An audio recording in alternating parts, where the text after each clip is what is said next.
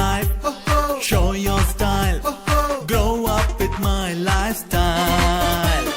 Live your dream, tension free, fly high with my lifestyle. சென்னையில் நேரடி விற்பனையாளர்களுக்கான கல்வி மற்றும் விழிப்புணர்வு நிகழ்ச்சி நடைபெற்றது. சென்னை அரும்பாக்கத்தில் உள்ள தனியார் விடுதியில் நேரடி விற்பனை சங்க கூட்டமைப்பு தனியார் பல்கலைக்கழகத்துடன் இணைந்து நேரடி விற்பனையாளர்களுக்கான கல்வி மற்றும் விழிப்புணர்வு நிகழ்ச்சியை நடத்தியது. இதில் 300க்கும் மேற்பட்ட நேரடி விற்பனையாளர்கள் கலந்து கொண்டனர். குடிமைப் பொருட்கள் மற்றும் நுகர்வோர் பாதுகாப்பு இயக்குநர் மோகன் விருந்தினராக கலந்து கொண்டு சிறப்புரையாற்றினார். இதுபோன்ற விழிப்புணர்வு இயக்கங்களை ஏற்பாடு செய்த முயற்சிக்கு பாராட்டு தெரிவித்தார்.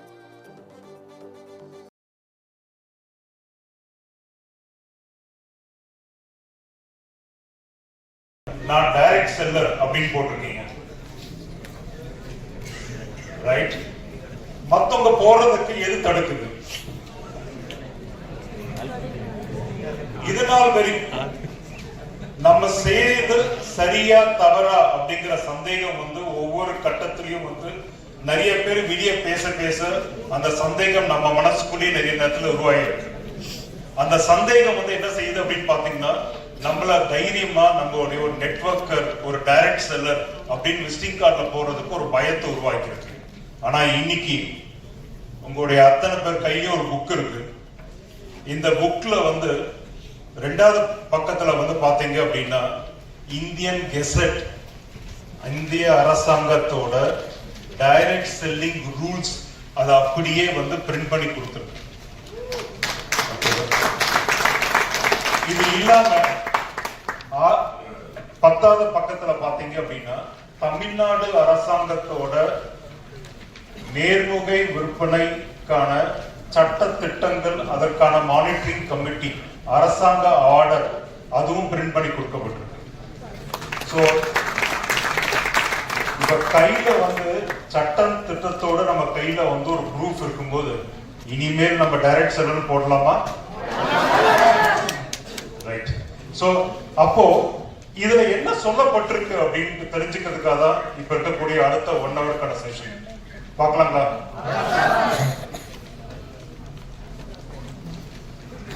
So introduction of direct selling business அப்படின்னு சொல்றாங்க. இது காலையில இருந்தே கமல்காந்த் சார் ரொம்ப அழகா விவரிச்சாரு. நிறைய விஷயங்களை புது விஷயங்களை எடுத்து சொன்னாரு. ஒரு 2-3 விஷயம் மனசுல ரொம்ப ஆழமா பதிஞ்சிருந்தது. ஒரு விஷயம் என்னன்னு பாத்தீங்க அப்படின்னா, காசு வாங்கி அட்வர்டைஸ்மெண்ட்டுக்கு போஸ்ட் கொடுத்து தானா தான் கூட சொந்தமா அந்த உணவு பொருளை கன்சியூம் பண்ணாம வெறும் காசுக்காக அட்வர்டைஸ்மெண்ட் பண்ணக்கூடியதை நம்பி நிறைய பேர் நாட்டுல வாங்கிட்டு இருக்காங்க. ஆனா நீங்க ஒவ்வொருத்தரும் உங்களுடைய நிறுவனம் கொடுக்கப்பட்ட ஒரு ஹெல்த் ப்ராடக்ட் ஆகட்டும், ஒரு ஹவுஸ் ஹோல்ட் கன்சூமர் ப்ராடக்ட் ஆகட்டும், அதை நீங்க வாங்கி உணர்ந்து அதுல நம்பிக்கையோட அடுத்த ஆளுக்கு சொல்லும் போது அந்த கண்ணில் இருக்கக்கூடிய அந்த ஆழமான நம்பிக்கை, அந்த வார்த்தையில் இருக்கக்கூடிய அழுத்தம், அதுதான் டைரக்ட் செல்லிங். வேற ஒண்ணுமே கிடையாது. ஒரு தயாரிப்பாளர், கன்சியூமர், இந்த விஷயத்துல நான் போக விரும்பலைங்க. நான் பார்த்து, நான் உணர்ந்து, நான் உபயோகித்து, நான் அதை அனுபவித்து, அதுக்கான பலனை நான் உணர்ந்து, இதை நான் நம்புறேன். என்னுடைய தந்தை, என்னுடைய மனைவி, என்னுடைய அம்மா, என்னோட தங்கச்சி, என்னோட அண்ணன் யூஸ் பண்றாங்க. பல நாள் பட்ட ஒரு நோய் அவங்க யூஸ் பண்ணிட்டு அப்புறம் பெரிய பெரிய டாக்டர்ஸ் பார்த்து அவங்க தீர்க்க முடியாத விஷயத்தையும் இந்த மருந்துனால எனக்கு தீர்க்கப்பட்டது அப்படிங்கிற ஒரு நம்பிக்கையோட நம்ம அடுத்தால கொடுக்குறோம் பாருங்க. நம்ம தெரிஞ்சவங்களுக்கு மருந்து சொல்றோம் பாருங்க. எங்க வீட்டுல இதை உபயோகப்பட்டு நல்லா இருக்காங்க, நீங்களும் அதை உபயோகப்படுத்தணும்னு ஆசைப்படுற அப்படிங்கிறது இந்த விஷயம் தாங்க டைரக்ட் செல்லிங். இந்த விஷயத்துல எடுத்து சொல்றதுக்கு நம்ம ஏன் டெவலப் பண்ணணும்? ஓகே, சோ அதுதான் இந்த டைரக்ட் செல்லிங் ஒரு பிசினஸ்ங்கிற ஒரு விஷயம். அப்போ ஸ்கோப் ஆஃப் ஃபியூச்சர் அப்படிங்கிற போது இன்னொரு விஷயம் அழகா சொன்னாருங்க. கிட்டத்தட்ட how much you said population of US? ஒரு 40 கோடி மக்கள் இருக்கக்கூடிய ஒரு யுஎஸ்ல 2 லட்சம் கோடி டர்ன் ஓவர் டைரக்ட் செல்லிங் பண்ணுது. 148 கோடி இருக்கக்கூடிய நம்ம இந்தியாவில வெறும் 22,000 கோடி தான் விற்பனை நடக்குது. ஆனா ஒரு முக்கியமான விஷயம் நம்ம கவனிக்க மறக்கிறோம். என்ன அப்படின்னா நம்ம ஊர்ல மட்டும்தாங்க பேசுறதுக்கு வந்து நிறுத்துன்னு சொல்ற வரைக்கும் பேசிட்டே இருப்பாங்க. ஓகே, ரெக்கமெண்டேஷன்ங்கிறது யாரும் சொல்லி இருக்கணும்னு அவசியம் கிடையாது. இன்னைக்கு வந்து யூஎஸ்ல வேணா இந்தியால கூட பாத்தீங்கன்னா நிறைய இடத்துல அபார்ட்மெண்ட்ஸ்ல பக்கத்து வீட்டுல யாரு இருக்காங்க யாருக்கும் தெரியாது, எந்த வீட்டுல இருக்காங்க யாரு இருக்காங்க யாருக்கும் தெரியாது. ஆனா இங்கதான் எப்படின்னு பாத்தீங்கன்னா அடுத்த தெருவுல யாரு இருக்காங்க நமக்கு தெரியும், அது 3ஆவது தெருவுல யாருக்குன்னு நமக்கு தெரியும், அந்த வீட்டுல நல்லது கெட்டது கூட நமக்கு தெரியும். சோ இங்க வந்து வேர்ட் ஆஃப் மவுத்ங்கிறது வந்து இந்த ஊர்ல வந்து கருப்போ செவப்போ ஒல்லியோ உயரமோ அவங்கள அத்தனை பேரையும் ஹீரோவாக்கி பெரிய ஆளாக்குது நம்ம தான். ஓகே, ஒரு சாதாரண ஹோட்டல வந்து ஒரு பெரிய ஹோட்டலா வந்து ஊர் ஃபுல்லா பிரான்ச் ஓபன் பண்ண வைக்கிறது நம்ம தான். இதெல்லாம் என்ன செய்யறாங்க? வேர்ட் ஆஃப் மவுத் தானே. ஓகே, அந்த வேர்ட் ஆஃப் மவுத் நம்மகிட்ட வந்து சொல்லி கொடுக்காமயே இருக்கும்போது நம்மளால ஏங்க வந்து ஒரு 140 கோடி மக்கள்ல வெறும் 22,000 கோடி தான் பண்ண முடியுது. ரொம்ப கம்மி இல்ல, நமக்கே சொல்றதுக்கு ஒரு மாதிரி இருக்குல்ல, ரைட்? இப்ப இத்தனை நாளா வந்து சொல்றதுக்கு தயக்கம் இருந்தா கூட இன்னைக்கு ரூல்ஸ் அதுக்கான கெசட்லாம் இருக்கும்போது அந்த தயக்கம்லாம் உடைச்சிட்டு நம்ம ஒரு மிகப்பெரிய ஒரு கட்டத்தை நோக்கி போக முடியும். இப்போ ராஜீவ் சார் சொல்லும்போது பாத்தீங்கன்னா 98ல இந்தியால வந்து டைரக்ட் செல்லிங் வந்து பெரிய லெவல்ல வந்து பாப்புலர் ஆச்சு. 98ல இருந்து கிட்டத்தட்ட வந்து ஒரு 2011 வரைக்கும் வந்து எது டைரக்ட் செல்லிங் இதுதானா இல்ல வந்து யார் எதை சொன்னாலும் அதுதான் டைரக்ட் செல்லிங் அப்படிங்கிற கட்டம் எல்லாம் போய் நிறைய இடத்துல பிரச்சனைகள் வந்து இதுக்கான சட்டத்திட்டம் பத்தி எல்லாம் வந்து ஒரு 2-3 அசோசியேஷன்ஸ் வந்து முடிவு பண்ணி இது மக்களுக்கு நல்லதை செய்யணும்னு சொல்ல நினைச்சு அவங்களுக்கான ஏற்பாடுலாம் இறங்கி கிட்டத்தட்ட வந்து 2018ல வந்து 16ல கெசட் ஒரு கைட்லைன் வந்து ஒரு 19ல ரூல்ஸ் வர வரைக்கும் இந்த வகையான வியாபாரங்கள் சரியா தவறா அப்படிங்கிற சந்தேகம் எல்லாம் போயிட்டு இருக்கும்போது 2019ல தான் இது தனிப்பட்ட ஒரு வியாபாரம். இந்த வியாபார முறையில வந்து ஏற்கனவே பல சட்டங்கள் இருந்தாலும் இதுக்குன்னு தனியா ஒரு சட்டம் போட வேண்டிய ஒரு கட்டாயம் இருக்கு அப்படின்னு அரசாங்கம் உணர்ந்து ஒரு சட்டம் கொண்டு வந்தது.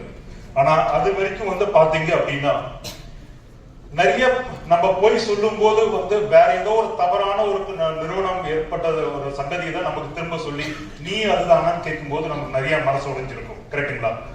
அப்போ வந்து அதனால நம்மளால பெரிய லெவலில் எடுத்துட்டு போக முடியல. ஆனா இன்னைக்கு வந்து எது சரியான டைரக்ட் செல்லிங் நிறுவனம் அப்படிங்கறது வந்து அரசாங்கம் லிஸ்ட் போட்டு கொடுத்திருக்காங்க. இதெல்லாம் இருந்ததுன்னா இந்த நிறுவனம் சரியான டைரக்ட் செல்லிங் நிறுவனம் அப்படின்ட்டு இதை எடுத்து நீங்க தெரிஞ்சுக்கிட்டீங்க அப்படின்னா நீங்க யார்கிட்ட உன்னாலும் மார்த்தட்டி தைரியமா எடுத்துட்டு போய் சொல்ல முடியும். அதுதான் இதுக்கான விஷயம். அப்ப இதுல வந்து இம்பார்ட்டன்ஸ் ஆஃப் ப்ராடக்ட்ஸ் ஏன் அப்படின்னு பாத்தீங்கன்னா ப்ராடக்ட் தான் டைரக்ட் செல்லிங்ல முக்கியமே தவிர டைரக்ட் செல்லிங் கொடுக்கக்கூடிய கமிஷன் பிளானோ டைரக்ட் செல்லிங் கொடுக்கக்கூடிய மற்ற விஷயங்களும் முக்கியம் கிடையாது. எந்த ஒரு டைரக்ட் செல்லிங்ல எந்த ஒரு நிறுவனம் நான் டைரக்ட் செல்லிங் வியாபாரத்தில் இருக்கிறேன் அப்படின்னு சொல்லுது அப்படின்னா அந்த நிறுவனத்துல வந்து ஒரு பொருளோ அல்லது சேவையோ இல்லை எனில் அது டைரக்ட் செல்லிங்கே கிடையாது. புரியுதுங்களா? யாராவது ஒருத்தர் வந்து 1000 ரூபாய் கொடுங்க வாரம் 200 ரூபாய் கிடைக்கும்னு சொன்னா டைரக்ட் செல்லிங். யாராவது ஒருத்தர் வந்து 1 லட்சம் ரூபாய் கொடுங்க மாசம் உங்களுக்கு வந்து 5% கிடைக்கும் 10% கிடைக்கும் அப்படின்னா நடக்குமா? யாராவது ஒருத்தர் வந்து ஒரு பேரே கேள்விப்படாத உருவம் எப்படி இருக்குன்னு தெரியாத ஒரு இரும்பு கோழியை வாங்குங்க மாசம் அது இது கொடுக்கும் அப்படின்னு நடக்குமா? சார், எந்த ஒரு நிறுவனத்துல பொருளை விற்கலையோ இல்ல எந்த ஒரு நிறுவனம் சேவையை கொடுக்கலையோ கொடுக்காமல் டைரக்ட் செல்லிங் சொன்னாங்கன்னா முதல்ல அதை எடுத்துட்டு உங்க வீட்டுக்குள்ள வரவனுக்கு தண்ணி கூட கொடுக்காது வெளியே தொலைச்சிட்டு. காரணம் என்ன அப்படின்னு பாத்தீங்கன்னா இந்த மாதிரி ஆட்கள் தான் நம்ம வியாபாரத்தை கெடுக்கிறது. ஒரு 4 தப்பான எக்ஸாம்பிள் தான் ஒரு மிகப்பெரிய 2 தலைமுறைகள்ல வந்து இதுல ஈடுபட்டு முழு நேர கனவா இதை செய்துட்டு இருக்கவங்களுடைய வாழ்க்கையை கெடுக்கிறது வந்து இந்த மாதிரி சின்ன ஆட்கள் தான். ஓகேவா? இவங்களை வளர விடாம துரத்தி அடிச்சோம்னு வச்சுக்கோங்களேன், ஆட்டோமேட்டிக்கா நமக்கு என்ன ஆகும்? நம்முடைய வியாபாரம் வந்து சிறப்பா இருக்கும். ரைட்? சோ சோ அடுத்தது வந்து இதெல்லாம் என்னன்னு தெரிஞ்சுக்கலாங்கிறது தான் இது தெரிஞ்சுக்க ஆசைப்படுறீங்களா? ஓகே.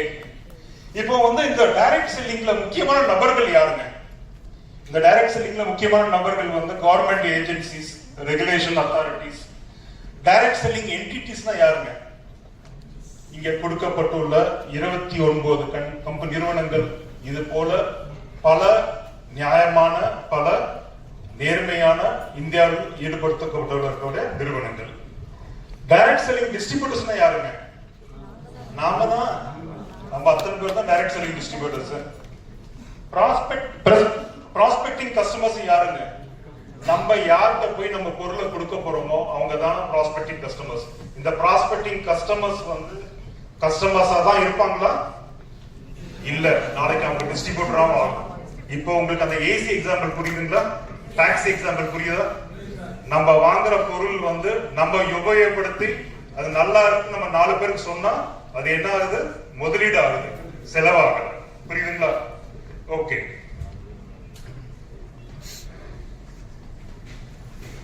இப்போ இதுல வந்து இருக்கக்கூடிய லாஸ் என்ன, சட்டத்திட்டங்கள் என்ன, அதுல இருக்கக்கூடிய ரெகுலேஷன்ஸ் என்ன அப்படிங்கறதா. இப்போ நான் வந்து ஒரு டைரக்ட் செல்லிங் கம்பெனி நான் நடத்தணும் அப்படின்னா முதல்ல நான் என்னவா இருக்கணுங்க? நான் ஒரு நிறுவனமா இருக்கணுமா? ஓகே. நான் நிறுவனமா இருக்கணும் அப்படின்னா இந்தியால வந்து எந்த ஒரு வியாபாரம் ஆரம்பிக்கினாலும் ஒரு 4 அல்லது 5 வகைகள் இருக்கு. ஒன்னு என்ன சொல்லுவாங்கன்னா ப்ரொப்ரைட்டர்ஷிப் கம்பெனி அப்படின்னு சொல்லுவாங்க, ப்ரொப்ரைட்டர்ஷிப் ஃபர்ம்னு சொல்லுவாங்க, அதாவது முதலாளித்துவ நிறுவனம். ரெண்டாவது என்னன்னு சொல்லுவாங்க பாத்தீங்கன்னா பார்ட்னர்ஷிப் ஃபர்ம்னு சொல்லுவாங்க. அப்ப பார்ட்னர்ஷிப் ஃபர்ம்னா என்னங்க? பங்குதாரர்கள் இருக்கக்கூடிய 2, 3, 4 பங்குதாரர்கள் இருக்கிறது. மூணாவது என்னன்னு பாத்தீங்கன்னா லிமிடெட் லயபிலிட்டி கம்பெனின்னு சொல்லி பார்ட்னர்ஷிப்னு சொல்லுவாங்க. நாலாவது வந்து பிரைவேட் லிமிடெட் கம்பெனின்னு சொல்லுவாங்க. அஞ்சாவது பப்ளிக் லிமிடெட் கம்பெனின்னு சொல்லுவாங்க. இந்த மாதிரி ஒரு 5 வகையான ஒரு ஆரம்பம் இருந்தாதான் எந்த ஒரு தொழிலையும் நம்ம செய்ய முடியும். இதுல வந்து டைரக்ட் செல்லிங்ல ஈடுபட்டா அவங்க குறைஞ்சபட்சம் பிரைவேட் லிமிடெட் கம்பெனியா இருக்கணும் அப்படின்னு சொல்றாங்க. எதனால முதலாளித்துவ கம்பெனி வந்து டைரக்ட் செல்லிங்ல ஈடுபட முடியாது? எதனால பார்ட்னர்ஷிப் கம்பெனி டைரக்ட் செல்லிங்ல ஈடுபட முடியாது? எதனாலங்க? என்னங்க? ஒரு முதலாளித்துவ கம்பெனியோ ஒரு பார்ட்னர்ஷிப் கம்பெனியோ அவங்களுடைய பேலன்ஸ் ஷீட்டை வந்து பொது நிலத்துல காட்ட வேண்டிய அவசியம் இல்லை. இப்ப நீங்க ஒரு ப்ராப்பர்ட்டி வந்து முதலாளித்துவ கம்பெனி பார்ட்னர்ஷிப் கம்பெனி நடத்துறீங்கன்னு வச்சுக்கோங்களேன், உங்க பேலன்ஸ் ஷீட்டை நீங்க இன்கம் டாக்ஸ் காட்டலாம். ஆனா பொது வகையா ஒரு காமனான ஒரு இடத்துல நீங்க டிக்ளேர் பண்ண வேண்டிய அவசியம் கிடையாது. ஆனா நான் நம்ம எல்லாம் நினைச்சா ரிலையன்ஸோட பேலன்ஸ் ஷீட்டை நம்ம வந்து 120 ரூபாய் பே பண்ணி கம்பெனிஸ் வந்து எம்சிஎல போய் டவுன்லோட் பண்ணி பார்க்க முடியும். அதானியோட பேலன்ஸ் ஷீட் வேணாலும் எம்சிஎல போய் டவுன்லோட் பண்ணி பார்க்க முடியும். அப்போ எந்த கம்பெனி பிரைவேட் லிமிடெட் கம்பெனியா இருக்கோ, எந்த கம்பெனி பப்ளிக் லிமிடெட் கம்பெனியா இருக்கோ, அந்த கம்பெனி வந்து உடைய அனைத்து வகையான யாரு டைரக்டர்ஸ், அவங்க வீடு எங்க, அவங்க எத்தனை கம்பெனி டைரக்டரா இருக்காங்க, அவங்க என்ன டர்ன் ஓவர் பண்ணிருக்காங்க, ஒவ்வொரு வருஷமும் ஒவ்வொரு போர்ட் மீட்டிங் என்ன முடிவுகள் எடுத்தாங்க, அதை வந்து எப்ப டிக்ளேர் பண்ணாங்க, அத்தனை விஷயத்தையும் என்சிஏ போர்ட்டல் அப்படிங்கிற போர்ட்டல்ல அப்லோட் பண்ணுவாங்க. யார் வேணாலும் அதை வந்து அதுக்கான ரெலவென்ட் ஃபீஸ் பே பண்ணி டவுன்லோட் பண்ணி பார்த்துக்க முடியும் நம்ம இருக்கிற இடத்துல இருந்து. அதனாலதான் என்ன சொல்றாங்கன்னா ஒரு டைரக்ட் செல்லிங் நிறுவனமா இருக்கணும் அப்படின்னா மினிமம் என்னவா இருக்கணும்? ஒரு பிரைவேட் லிமிடெட் கம்பெனியா இருக்கணும், அப்படி இல்லாட்டி பப்ளிக் லிமிடெட் கம்பெனியா இருக்கணும். நீங்க என்ன வியாபாரம் செய்யறீங்கிறத, என்ன டர்ன் ஓவர் பண்றீங்கிறத, எவ்வளவு டாக்ஸ் கட்டுறீங்கிறத வந்து பொது வடையில வைங்க, தனியா வச்சுக்க முடியாதுன்னு சொல்றாங்க. ஓகேவா? நெக்ஸ்ட், தி பேட்டன்ட்ஸ் ஆக்ட் அப்படின்னு ஒன்று இருக்கு. எதனால பேட்டன்ட்ஸ் ஆக்ட் அப்படின்னு பாத்தீங்கன்னா டைரக்ட் செல்லிங் ரூல்ஸ் சொல்லக்கூடிய அடுத்த முக்கியமான விஷயம், நீங்க ஒரு பொருளை விற்கிறீங்க அப்படின்னா அந்த பொருளோட ஓனர்ஷிப், அந்த பொருளோட ரைட்ஸ், அல்ல அந்த பொருளுக்கான லைசன்ஸ் உங்ககிட்ட இருக்கணும்னு சொல்றாங்க, உங்க நிறுவனத்துல இருக்கணும்னு சொல்றாங்க. இப்போ எங்கேயோ விற்கிற வந்து ஒரு ஹமாம் சோப்பை எடுத்து மொத்த விலைக்கு நான் வாங்கி நான் வந்து டைரக்ட் செல்லிங்ல விக்கிறேன்னு சொல்லிட்டு கமிஷன் கொடுத்தா அது டைரக்ட் செல்லிங்கா? எங்கேயோ விக்கிற வந்து ஒரு எல்ஜி டிவியை வாங்கி நான் வந்து மொத்த விலைக்கு வாங்கிட்டேன், ஓடாத மாடலை வாங்கிட்டேன், இதை நான் வந்து மொத்த விலைக்கு வாங்கி கஸ்டமருக்கு எம்ஆர்பில விக்கிறேன், அதனால நான் கமிஷன் கொடுக்குறேன் அப்படின்னு சொன்னா கரெக்டா? அப்ப என்ன இருக்கணும்னா, ஒரு டைரக்ட் செல்லிங்ல ஒரு நிறுவனம் ஈடுபடுது அப்படின்னா அந்த நிறுவனம் விற்கக்கூடிய பொருள், அந்த பொருளுக்கான லைசன்ஸ், மேனுஃபேக்சரிங் லைசன்ஸ், ஆர் அந்த ப்ராடக்ட்டுக்கான மார்க்கெட்டிங் லைசன்ஸ், அந்த ப்ராடக்ட்டுக்கான பிராண்ட் நேம், அது அந்த கம்பெனியில ரெஜிஸ்டர் ஆயிருக்கணும். சப்போஸ் அந்த கம்பெனியில வேற ஏதோ ஒரு கம்பெனியோட ஒரு தயாரிக்கப்பட்ட பிராண்ட் நேம் இருந்ததுன்னா அந்த பிராண்ட் நேம் எக்ஸ்க்ளூசிவா தனிப்பட்ட முறையில இந்த நிறுவனம் கூட்டம் தான் விற்பனை உரிமை கொடுத்திருக்குங்கிற எக்ஸ்க்ளூசிவ் லைசன்ஸ் வேணும். இது இல்லாட்டி ஒரு டைரக்ட் செல்லிங் நிறுவனம் ஒரு தொழில பண்ண முடியாது, எந்த பொருளும் விற்க கூடாது. ரைட்? அதுக்கு தான் பேட்டன்ட் ஆக்ட்னு ஒண்ணு வருது. அடுத்து என்னன்னு பாத்தீங்கன்னா income tax act. Income tax act ஏன் அப்படின்னு பாத்தீங்கன்னா, உங்களுக்கு கமிஷன் கொடுக்கும்போது சார் ஒவ்வொரு வாரம் புதன்கிழமை எல்லாரும் நிறுவனத்துக்கு வந்து பணம் பற்றாக்குறை பெற்றுக்கொள்ளணும்னு சொல்றாங்களா? நீங்க எந்த ஊர்ல இருக்கீங்களோ அந்த ஊர்ல உங்க பேங்க் அக்கவுண்ட்ல ஆட்டோமேட்டிக்கா பணம் உங்க அக்கவுண்ட்டுக்கு வந்துருதா? வரும்போது டிடிஎஸ் டிடக்ட் ஆகி வருதா? சோ பணம் டிடிஎஸ் டிடக்ட் ஆகி வரும்போது அந்த டிடிஎஸ் எங்க கட்டணும்? இன்கம் டாக்ஸ் கட்டணும். அந்த நிறுவனம் வந்து கமிஷன்ஸ் கொடுக்கறாங்க அப்படின்னா அவங்க என்ன செய்யணும்? அந்த நிறுவனம் ஒவ்வொரு வருஷமும் அவங்களுடைய இன்கம் டாக்ஸ் ரிட்டர்ன் ஃபைல் பண்ணணும். அந்த ரிட்டர்ன்ஸ் எங்க ஃபைல் பண்ணுவாங்க? இன்கம் டாக்ஸ்ல ஃபைல் பண்ணுவாங்க. சோ இது ரெண்டு விஷயம் தான் இன்கம் டாக்ஸ்லயும் அது வருது. அடுத்து information technology act. Information technology act என்ன சொல்லுதுங்க? நீங்க என்ன இப்போ ஒரு டைரக்ட் செல்லிங் என்டிட்டி நான் அப்படின்னு வச்சுக்கலாம். இந்த என்டிட்டில வந்து எத்தனையோ பேருடைய ஆதார், பான் கார்டு இதெல்லாம் நிறுவனத்துல இருக்கா? அப்போ இன்னைக்கு வந்து இன்ஃபர்மேஷன் டெக்னாலஜி படி இந்த ஆதார், பான் கார்டு எல்லாரோட விஷயங்களையும் பாதுகாப்பான முறையில வந்து இந்த நிறுவனம் செயல்படுத்துதா, இத ப்ராப்பரா வச்சிருக்காங்களா, இதுல எங்கேயுமே டேட்டா லீக்கேஜ் இல்லாம பாத்துக்கிறாங்களா அப்படிங்கிற விஷயத்தெல்லாம் கட்டுப்படுத்துறது இன்ஃபர்மேஷன் டெக்னாலஜி ஆக்ட்.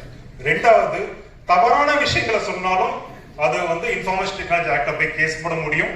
உள்ளதுக்கு இல்லாத சொன்னாலும் கேஸ் போட முடியும். சோ அதுக்கு தான் இந்த இன்ஃபர்மேஷன் டெக்னாலஜி ஆக்ட் வருது. அடுத்த விஷயம் என்னன்னு பாத்தீங்கன்னா sale of goods act. Sale of goods act அப்படின்னா எந்த பொருளையும் எந்த சேவையும் ஒரு நிறுவனம் விற்கணும்னு நினைச்சதுன்னா அது வந்து சேல் ஆஃப் குட்ஸ் ஆக்ட்ல வந்து சட்டப்பிரகாரம் தான் விற்க முடியும். ஓகே, அப்போ வந்து கமல்காந்த் சார் வந்து சொன்ன இன்னொரு விஷயம் என்னன்னு பாத்தீங்கன்னா, ஒரு பொருள் வந்து நீங்க வாங்குறீங்க அப்படின்னா அந்த பொருளுக்கு வந்து எந்த விதமான ஆப்பர்ச்சுனிட்டி இல்லைன்னா கூட அந்த பொருளை வாங்குவீங்களா அப்படிங்கிறது தான் எஃப்டிசி. வேர்ல்டுல வந்து யூஎஸ்ல வந்து இன்னைக்கு எல்லா டைரக்ட் செல்லிங்களும் பாத்தீங்கன்னு வச்சுக்கோங்களேன், 1940ல வந்து ஆம்பேக்கு எதிர்த்து ஃபெடரல் ட்ரேட் கமிஷன் அப்படின்னு சொல்லிட்டு எஃப்டிசி வந்து ஒரு கேஸ் போட்டது யூஎஸ்ல. அந்த கேஸ்ல வந்து பல விஷயம் நடந்து யூஎஸ் சுப்ரீம் கோர்ட் வந்து ஒரு தீர்ப்பு சொல்லுச்சு. அந்த தீர்ப்பு என்ன சொல்லுச்சு அப்படின்னா ஒரு 5 பாயிண்ட் சொல்றாங்க.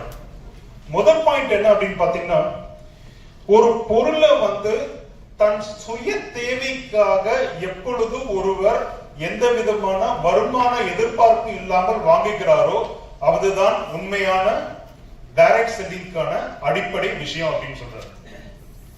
ஓகே, இப்போ வந்து ஒருத்தர் சொல்றாரு, சார் இந்த நீங்க வந்து இந்த கண்ணாடி வாங்குங்க, இந்த கண்ணாடி வந்து 1.5 லட்சம் ரூபாய், இந்த கண்ணாடியில வந்து நீங்க டம்ளர்ல தண்ணி ஊத்தி வச்சீங்கன்னா இதுக்கு நிறைய மகிமை எல்லாம் இருக்கு அப்படின்னு ஒருத்தர் சொல்றாரு. இது கூடவே உங்களுக்கு வந்து ரைட்ல எவ்வளோ, லெஃப்ட்ல எவ்வளோ, பேர் கமிஷன் எவ்வளோன்னு சொல்றாரு. அதுக்காக நீங்க அதை வாங்குறீங்க அப்படின்னா அது டைரக்ட் செல்லிங்க? அவங்களும் பொருள் தான் விற்கிறாங்க. ஓகே, இப்போ நீங்க அந்த ஆப்பர்ச்சுனிட்டி இல்லாம நீங்க ஒரு தனிப்பட்ட வகையா ஒரு ஆள் இருக்கீங்க, ஒரு ஷோரூம்ல, ஒரு பிரீமியம் ஷோரூம்ல போறீங்க, நீங்க எக்ஸ்பிரஸ் அவென்யூ மாலுக்கு போறீங்க, ஒரு அழகா வந்து ஒரு நல்ல ஒரு கம்ப்ளீட்டா ஹைலி டெக்கரேட்டட் ஒரு கடைக்குள்ள போறீங்க, அந்த கடையில அந்த 1.5 லட்சம் ரூபாய் கொடுத்து கண்ணாடி கொடுக்குறாங்க, நீங்க வாங்குவீங்களா? வாங்க மாட்டீங்க. ஏன் அப்படின்னா ஆப்பர்ச்சுனிட்டி எதுனா அந்த பொருள் 1.5 லட்சம் ரூபாய்க்கு மதிப்பு இருக்கா இல்லையாங்கிற கேள்வி உங்க மனசுல ரொம்ப தெளிவா இருக்கு. அப்போ ஒரு பொருளுக்கு வந்து இந்தியன்ஸ் எப்பவுமே வந்து பாத்தீங்கன்னா வேல்யூ ஃபார் மணி கொண்ட மக்கள். ஓகே, நம்ம வந்து ஒரு ரோட்டோரமா இருக்க டீ கடைக்கு வந்து 20 ரூபாய் மட்டும் தான் கொடுப்போம். அதே டீயை வந்து ஒரு ஸ்டார் அவுட்ல போகும்போது 200 ரூபாய் கொடுக்கறதுக்கு கவலைப்பட மாட்டோம். ஏன்னா நமக்கு அதோட வேல்யூ என்னன்னு தெரியும், வேல்யூ ப்ரொபோர்ஷன் என்னன்னு தெரியும். அப்போ எந்த ஒரு பொருளையும் வந்து நான் வந்து விலை ஜாஸ்தி இருக்குன்னு சொல்றதுக்காக வந்து அதுல ஆப்பர்ச்சுனிட்டி இல்லாம வாங்கினேன் அப்படின்னா அது வந்து நியாயமான பொருள், நியாயமான விலை. ஆப்பர்ச்சுனிட்டிக்காக வாங்குறேன் அப்படின்னா அது வந்து தவறான பொருள், டைரக்ட் செல்லிங்ல விற்க கூடாது, அது தவறான வியாபாரம். இவ்வளவுதான் விஷயம். அப்போ அதுதான் வந்து அந்த அந்த ஆக்ட்ல முதல்ல சொன்னது என்ன அப்படின்னா, whether a product is being purchased by a person for his personal consumption even without any opportunity attached to it அப்படின்னு சொன்னாங்க. ரெண்டாவது என்ன சொன்னாங்க அப்படின்னா, இந்த பொருளை விற்கும் போது அதற்கான அரசாங்கத்துக்கான பே பண்ண வேண்டிய டாக்ஸை பே பண்ணீங்களா இல்லையான்னு கேட்கறாங்க. சேல் டாக்ஸ், ஜிஎஸ்டி, வேட், அந்தந்த நாட்டுல என்னென்ன இருக்கோ அதை பேர் யூஸ் பண்ணிக்கோங்க, அதை பே பண்ணீங்களா இல்லையான்னு கேட்கறாங்க. மூணாவது வந்து அந்த பொருளுக்கு வந்து நீங்க ஒரு ஆளுக்கு கமிஷன் கொடுக்கணும்னு ஆசைப்பட்டீங்க அப்படின்னா அந்த பொருளோட வாங்கும் விலை, விற்கும் விலை, இதுக்கு இடைப்பட்ட லாபம் இருக்குல்ல, அந்த லாபத்துல மட்டும்தான் கமிஷன் கொடுத்தீங்களான்னு கேட்கறாங்க.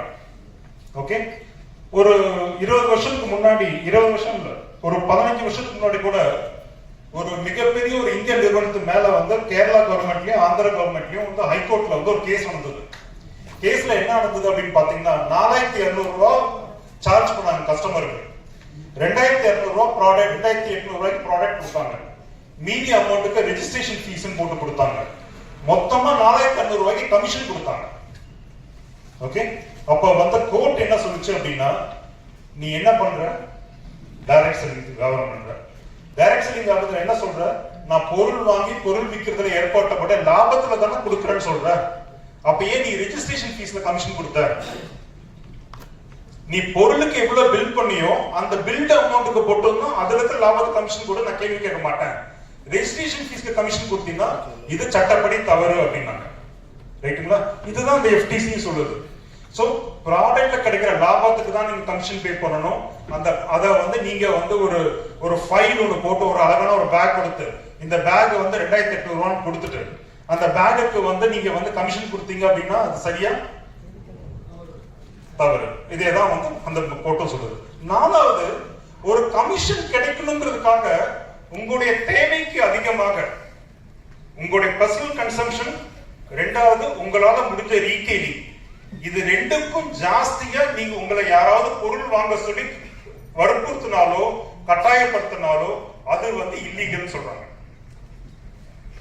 ஓகே, இப்போ ஒரு கம்பெனி சொல்றது, உங்களுக்கு வந்து ஒரு கெபாசிட்டி, ரீட்டைலிங் கெபாசிட்டி வந்து ஒரு 50000 ரூபாய் வச்சுக்கலாம், உங்களுக்கு வந்து பர்சனல் கன்சம்ஷனுக்கு வந்து ஒரு 10000 ரூபாய்க்கு தேவைப்படுதுன்னு வச்சுக்கலாம், ஒரு 60000 ரூபாய் வந்து உங்களால மாசம் மாசம் வாங்க முடியும். சப்போஸ் ஒரு நிறுவனம் சொல்றதுன்னு வச்சுக்கோங்களேன், பாஸ் நீங்க இந்த மாசம் வந்து ஒரு 3 லட்சம் ரூபாய்க்கு பொருள் வாங்கினீங்கன்னா நீங்க வந்து இந்த லெவல்ல இருந்து அடுத்த லெவலுக்கு போயிடுவீங்க, அடுத்த லெவல்ல இவ்வளவு கமிஷன் கிடைக்குது அப்படின்னு சொல்றான்னு வச்சுக்கோங்களேன். அது நீங்க போனீங்கன்னா கமிஷன் கொடுப்பேன்னு சொன்னா தப்பு. உங்களுக்கு எவ்வளவு பர்சனல் கன்சம்ஷன் முடியுமோ, உங்களால எவ்வளவு ரீட்டைலிங் பண்ண முடியுமோ அதுக்கு மேல உங்களை யாரும் பொருள் வாங்க கட்டாயப்படுத்தக்கூடாது. அந்த கட்டாயப்படுத்தினாலும் அதனால கமிஷன் கிடைக்கும்னு சொன்னா தப்பு. ரைட்டுங்களா? சோ அதுதான் சேல் ஆஃப் குட்ஸ் ஆக்ட் சொல்லுது. அப்ப சேல் ஆஃப் குட்ஸ் ஆக்ட் வந்து ஜிஎஸ்டி வந்துருங்களா? பொருள் வித்தா என்ன கொடுக்கணும்? சேல் டாக்ஸ் கொடுக்கணும். இப்போ வந்து நம்ம ஜிஎஸ்டி கொடுக்கணும். அடுத்து வந்து லீகல் மெட்டலாஜி. லீகல் மெட்டலாஜி என்ன சொல்லுதுன்னு பாத்தீங்கன்னா, ஒரு பொருள் எந்த ஒரு ப்ராடக்ட் வாங்கினீங்கனாலும் அந்த ப்ராடக்ட் உள்ள ஒரு 7 காலம் இருக்கும். 7 காலம் என்ன சொல்லணும்னா, நேம் ஆஃப் த மேனுஃபேக்சரர், பொருளை தயார், name and address of the manufacturer, பொருளை தயாரித்தவர் யாரு, எந்த அட்ரஸ், அல்லது இம்போர்ட்டடா இருந்தா name and address of the importer, name and address of the marketer, அந்த பொருள் தயாரிச்சது வர எக்ஸ்ட்ரா இருக்கலாம், விக்கிறாங்க name and address of the marketer. ஓகேவா? அடுத்தது வந்து வாட் இஸ் த எம்ஆர்பி, அந்த பொருளோட எம்ஆர்பி எவ்வளவு, அது இன்க்ரீஸ் ஆஃப் டாக்ஸா இல்லையா. அடுத்த क्वेश्चन என்னன்னு பாத்தீங்கன்னா, இது அந்த எம்ஆர்பி வந்து அந்த ஒரு டப்பா இருக்குன்னா அந்த டப்பாக்குள்ள என்னென்ன இருக்கு எல்லாத்துக்கும் சேர்த்து அது எம்ஆர்பியா இல்லையா. அடுத்தது கடைசியா வந்து இந்த பொருளை என்னைக்கு தயாரிச்சாங்க, என்னைக்கு பேக் பண்ணாங்க, இதுக்கான எக்ஸ்பைரி டேட் என்ன, இதுக்கான கஸ்டமர் கேர் இமெயில் ஐடி என்ன, கஸ்டமர் கேர் மொபைல் நம்பர் என்ன, அட்ரஸ் என்ன, இந்த 7 விஷயங்கள் வாங்கக்கூடிய ஒவ்வொரு ப்ராடக்ட்லயும் இருக்கணும். டைரக்ட் செல்லிங் கிடையாது. நான் வந்து ரோட்ல போயிட்டு வந்து பல்ஸ் அப்படிங்கிற ஒரு சாக்லேட்டை வந்து ஒரு 2 ரூபா கொடுத்து வாங்குறேன்னு வச்சுக்கோங்களேன், அந்த பல்ஸ்லயும் இந்த விஷயங்கள் தான் இருக்கணும். 10 ரூபா கொடுத்து தண்ணி பாட்டில் வாங்குறேன்னா 10 ரூபா கொடுத்து தண்ணி பாட்டிலையும் இத்தனை விஷயங்கள் இருக்கணும். ஏன் அப்படின்னா இந்த தண்ணி பாட்டில் வாங்கி அதுல பேட்ச் நம்பரும் இருக்கணும். ஒரு தண்ணி பாட்டில் வாங்கி தண்ணி குடிச்சு எனக்கு வந்து டைரியா அடிச்சுன்னு வச்சுக்கோங்களேன், யாரு மேல கம்ப்ளைண்ட் பண்ணுவேன்? அந்த கடைக்கார மேலையா? கடைக்கார ஜஸ்ட் விற்பனையாளர். இந்த பொருளுக்கு ஓனர் யாருங்க? அந்த கம்பெனியோட மேனுஃபேக்சர். அப்போ அவருக்கு நான் வந்து சொல்றேன்னு வச்சுக்கோங்களேன், நான் பக்கத்துல இருக்கக்கூடிய வந்து ஒரு டிபார்ட்மெண்ட் ஸ்டோர்ல வந்து தண்ணி பாட்டில் வாங்கினேன் அப்படின்னா அவர் எனக்கு என்ன கேட்பாரு? யார வாங்கினியோ பில் நம்பர் இருக்கா, அந்த ப்ராடக்டோட பேட்ச் நம்பர் இருக்கா, இது 2 இருக்குன்னா என் பொருள் ஒத்துக்கிறேன், அதுக்கான என்ன காம்பன்சேஷன் கொடுக்குறேன், இல்லாட்டி கொடுக்க முடியாதுன்னு சொல்லுவாங்களா? அப்போ ஆஸ் அ கன்சியூமர் நமக்கு வந்து யாரை ரீச் பண்ணணும் அப்படின்னு தெரிஞ்சுக்கணும். அதுக்காக லீகல் மெத்தடாலஜி அவசியம். லீகல் மெத்தடாலஜில இந்த சட்டங்கள் சரியா ஃபாலோ பண்ணாட்டி இருக்க அத்தனை ஸ்டாக்கையும் கான்ஃபிஸ்டிகேஷன் பண்றதுக்கு லீகல் மெத்தடாலஜிக்கு ரைட்ஸ் இருக்கு. ரெய்டு வந்தாங்கன்னா எந்த ஒரு வேரோஸ்ல அந்த சரக்கு இருந்தாலும் அந்த சரக்கு அத்தனையும் கான்ஃபிஸ்டிகேட் பண்றதுக்கு அவங்களுக்கு ரைட்ஸ் இருக்கு. ஓகே. அடுத்து வந்து ஃபாரின் ட்ரேட் டெவலப்மெண்ட். வெளிநாட்டுல இருந்து ஒரு நிறுவனம் இந்தியால ஆரம்பிக்கணும்னு நினைச்சாங்க அப்படின்னா அவங்க இந்த இடத்துல போய் ரெஜிஸ்டர் பண்ணணும். ஃபுட் சேஃப்டி அண்ட் ஸ்டாண்டர்ட்ஸ் அப்படின்னா நீங்க எந்த ஒரு பொருளையும் உட்கொள்ளக்கூடிய பொருட்கள், நியூட்ரி சப்ளிமெண்டா இருக்கட்டும், ஆயுர்வேதிக் ப்ராடக்டா இருக்கட்டும், ஃபுட் சப்ளிமெண்ட்ஸா இருக்கட்டும், கூல்ட்ரிங்க்ஸா இருக்கட்டும், ட்ரிங்க்ஸா இருக்கட்டும், எந்த ஒரு பொருளும், ஒரு சாக்லேட்டா இருக்கட்டும், பிஸ்கட்டா இருக்கட்டும், அது அத்தனையும் வந்து FSSAI ரெஜிஸ்டரா இருக்கணும். அந்த பொருளை விற்கிறவங்களும் FSSAI ஆஸ் a டீலரா ரீட்டைலரா ரெஜிஸ்டர் பண்ணிருக்கணும். இது கண்டிஷன். அடுத்து வந்து ஆயுஷ். இதுவே ஆயுர்வேதிக் ப்ராடக்டா இருந்ததுன்னா அவங்க ஆயுஷ் டிபார்ட்மெண்ட்டை ரெஜிஸ்டர் பண்ணிருக்கணும். கன்சியூமர் ப்ரொடெக்ஷன் ஆக்ட் யாருக்கு? கன்சியூமர் ப்ரொடெக்ஷன் ஆக்ட் யாருக்குங்க? நமக்கு. நம்மளா கன்சியூமர் தானே. சோ அந்த ஒரு பொருள்ல வந்து நமக்கு வந்து அந்த பொருளையோ அந்த சேவையிலையோ நமக்கு தேவையான விஷயங்கள் கிடைக்காட்டி தவறான கமிட்மெண்ட் கொடுக்கப்பட்டிருந்தா அப்ப நம்ம எங்க போகலாம்? கன்சியூமர் கோர்ட்டுக்கு போகலாம். கன்சியூமர் கோர்ட்டுக்கு போகிறதுக்கு வக்கீல் தேவையில்லை. சாதாரணமா கையில ஒரு பெட்டிஷன்ல வந்து தமிழ்ல இந்தியில எந்த லாங்குவேஜ் தெரியுமோ அந்த லாங்குவேஜ் எழுதி ஒரு பெட்டிஷன் கொடுத்தீங்கன்னா கூட அந்த பெட்டிஷனை கேஸா கன்சிடர் பண்ணி கன்சியூமர் கோர்ட் வந்து அதுக்கான முடிவை சொல்லும். So consumer protection act. அதுக்கப்புறம் Indian contracts act. Indian contracts act யாருக்காக வேணும்? நீங்க ஒவ்வொரு டிஸ்ட்ரிபியூட்டரும் ஒரு கம்பெனில சேரும் போது ஒரு டிஸ்ட்ரிபியூட்டர் ஃபார்ம்னு சொல்லிட்டு டவுன்லோட் பண்ணி கையெழுத்து போடுவீங்க, ஞாபகம் இருக்கா? என்னைக்காவது யாராவது அதுல இருக்க அத்தனை பாயிண்ட் படிச்சு பார்த்துருக்கீங்களா? எஸ் ஐ ரெட் அப்படின்னு கையெழுத்து போட்டு கொடுத்துருவாங்க. அதுதான் கான்ட்ராக்ட். உங்களுக்கும் அந்த நிறுவனத்துக்கும் இருக்கக்கூடிய கான்ட்ராக்ட். நீங்க அந்த நிறுவனத்துல என்னவா சேர்றீங்க, உங்களுக்கு அந்த நிறுவனத்துல என்னென்ன ரைட்ஸ் கொடுத்திருக்காங்க, என்னென்ன ஆப்ளிகேஷன்ஸ் கொடுத்திருக்காங்க, என்னென்ன டியூட்டிஸ் கொடுத்திருக்காங்க, உங்களுடைய உரிமைகளை எப்படி நிலைநாட்ட முடியும் அப்படின்னு சொல்லக்கூடிய அத்தனை விஷயமும் Indian contracts act. Then consumer protection direct selling rules. இது என்ன சொல்லுது அப்படின்னு பாத்தீங்கன்னா நம்ம இப்ப புக்ல அடிச்சு கொடுத்திருக்கோம்ல, இதுல நான் சொல்லக்கூடிய பாதி விஷயங்கள் அதுல இருக்கு. ரைட்டுங்களா? அடுத்து வந்து consumer protection e commerce rules. இப்போ நிறைய எல்லா டைரக்ட் செல்லிங் கம்பெனியும் வந்து கடையில வச்சு போட்டு தான் விற்கிறாங்களா? அவங்க வெப்சைட்ல போட்டு விற்கிறாங்கல்ல. அப்ப வெப்சைட்ல போட்டு விற்கும் போது அதுக்கான என்னென்ன ரூல்ஸ் கைடன்ஸோ அதெல்லாம் ஃபாலோ பண்றது.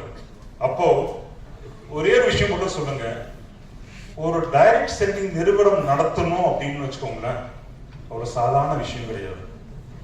கிட்டத்தட்ட இங்க இருக்கக்கூடிய 14 சட்டங்கள் தெரிஞ்சு தெரியாம வந்து லேபர் ஆக்ட், பிஎஃப் ஆக்ட், வந்து எம்ப்ளாயி ப்ராவிடென்ட் ஃபண்ட், இஎஸ்ஐ அப்படின்லாம் சேர்த்து கிட்டத்தட்ட வந்து ஒரு 32 ஆக்டுக்கு அவங்க கட்டுப்பட்டு நடந்தால் மட்டும்தான் ஒரு டைரக்ட் செல்லிங் நிறுவனம் தொழில் செய்ய முடியும். இதெல்லாம் நடக்காம காமு சோமுன்னு சொல்லிட்டு வச்சுட்டு நிறுவனத்தை வச்சு ஓடி போறதை பத்தி கவலையே கிடையாது. நம்ம நியாயமான டைரக்ட் செல்லிங் கம்பெனியை பத்தி பேசணும்.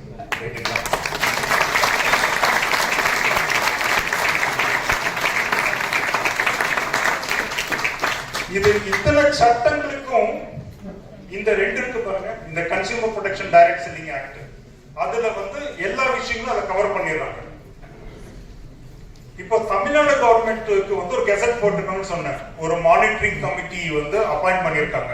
கேரளாவோட மானிட்டரிங் கமிட்டியில வந்து இண்டஸ்ட்ரி எக்ஸ்பர்ட் அது வந்து நம்ம தாமஸ் சார், கேரளா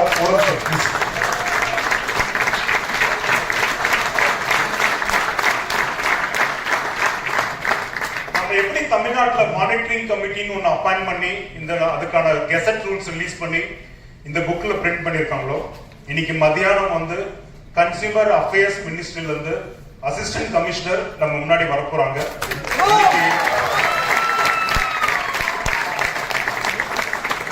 இன்னைக்கு ஈவினிங் வந்து கன்சியூமர் அஃபேர்ஸ் மினிஸ்டர் சக்கரமணி சாரும் நம்ம முன்னாடி இருக்க போறாங்க. இதே மாதிரி போன மாதம் ஏப்ரல்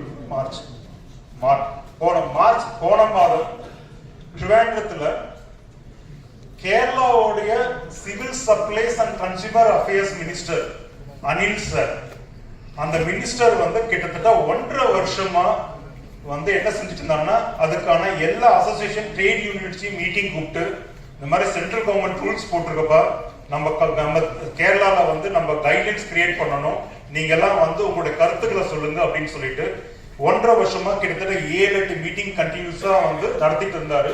அதுல வந்து பாத்தீங்க அப்படின்னா நம்ம எஃப்டிஎஸ்சி சார்பா கேரளால ரெகுலரா அந்த மீட்டிங்க்கு அத்தனையும் அட்டென்ட் பண்ணிட்டு இருந்தது வந்து மிஸ்டர் செல்லபதி சார், அவரும் கேரளால.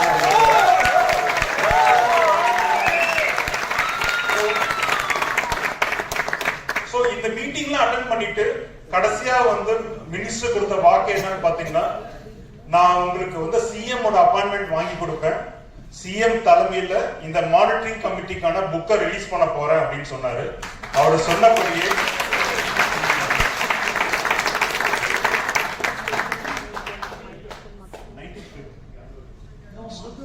March 19th அன்னைக்கு திருவனந்தபுரத்துல வந்து பிப்ரவரி 19th பிப்ரவரி அன்னைக்கு திருவனந்தபுரத்துல சிஎம் ஓட தலைமையில பினராயி ராஜன் சார் சிஎம் ஓட தலைமையில கன்சியூமர் அஃபேர்ஸ் மினிஸ்டர் மிஸ்டர் அனிலோட முன்னிலையில ஒரு 8 டிபார்ட்மெண்ட் மக்கள் வந்து அட்டெண்ட் பண்ணாங்க.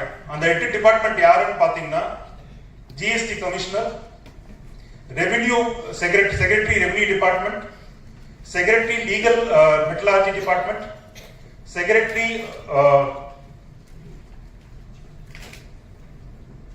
income tax that is coming under revenue, secretary FSSI, DGP police. So ஒரு 7 பேர் இந்த மானிட்டரிங் கமிட்டில முக்கியமான ஆட்கள். அந்த 7 பேருமே ஸ்டேஜ்ல உட்கார்ந்து இருந்தாங்க. அவங்க முன்னிலையில டைரக்ட் செல்லிங்கான கேரளா கவர்மெண்ட்டுக்கான கைட்லைன்ஸ் பிளஸ் மானிட்டரிங் கமிட்டிக்கான புக் வெளியிடப்பட்டது, கெசட் வெளியிடப்பட்டது.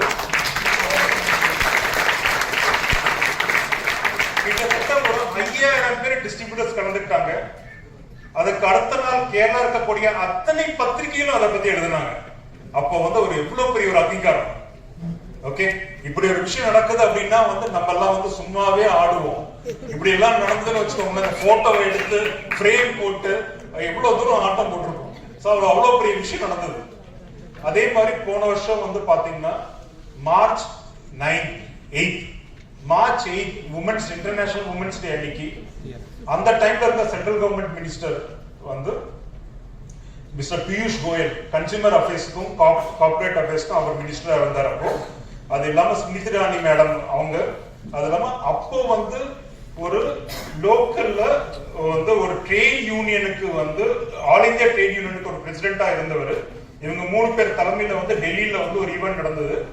அந்த ஈவெண்ட் முடிஞ்சு அதுக்கு அடுத்த இதுல வந்து பாத்தீங்கன்னா அந்த ட்ரேட் யூனியன் ஹெட் வந்து இன்னைக்கு வந்து டெல்லி சாந்தினி சௌக்கோட எம்பியா இருக்காரு, மிஸ்டர் பிரவீன் கண்டேல்வால். ஒவ்வொரு தடவையும் நமக்கு டைரக்ட் செல்லிங் சம்பந்தமா ஒரு டிபார்ட்மெண்ட்ல பெர்மிஷன் வேணும் அப்படின்னா அவர் நமக்காக முன்னாடி நிக்கிறாரு. நம்ம போய் ஏதாவது மினிஸ்டர்ல பேசணும் எடுக்க சொல்லணும் அப்படின்னா நம்மள கூட்டிட்டு போய் அவர் நிக்க வைக்கிறாரு. ஏன்னா நம்ம போய் அப்பாயின்மெண்ட் கேட்கறதுக்கும் ஒரு டெல்லியில ஒரு strongest MP ruling party MP வந்து போய் கேட்கறதுக்கும் எவ்வளவு பெரிய வித்தியாசம். இன்னைக்கு அதே மார்ச் செய்யும் போது டெல்லியில வந்து சிஎம் வச்சு, புது சிஎம், டெல்லி சிஎம் வச்சு ஒரு ஈவென்ட் நடத்தினாங்க. சோ இன்னைக்கு கவர்மெண்ட் திரும்பி பாக்குது. எதனால திரும்பி பாக்குது? ஏன் திரும்பி பாக்குது? நம்மள மாதிரி வேற யாரும் ஜிஎஸ்டி பே பண்றது கிடையாது.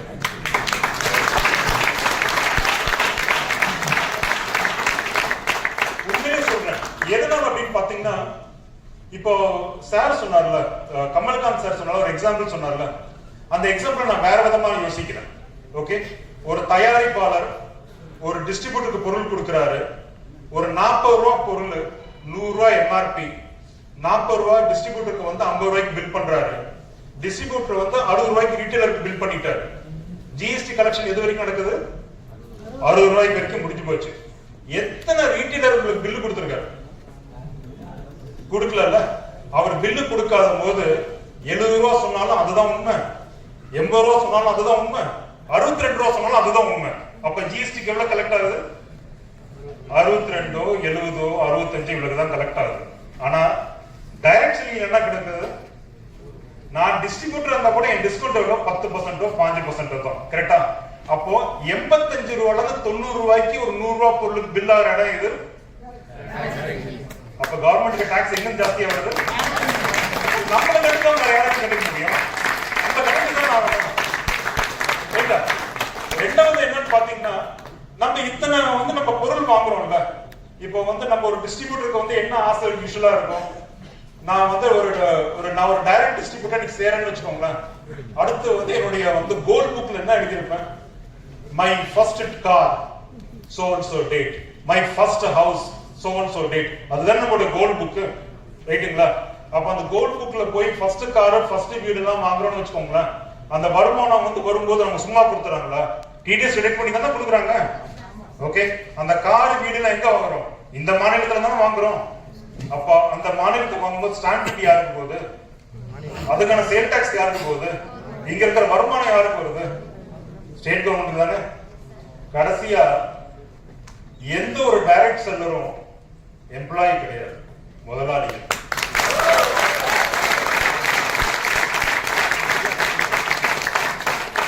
இன்னைக்கு ஒவ்வொரு டைரக்ட் செல்லிங் கம்பெனிக்கும் டைரக்ட் செல்லரை டீல் பண்றதுக்கு வந்து ஒரு தனி கலை தேவை.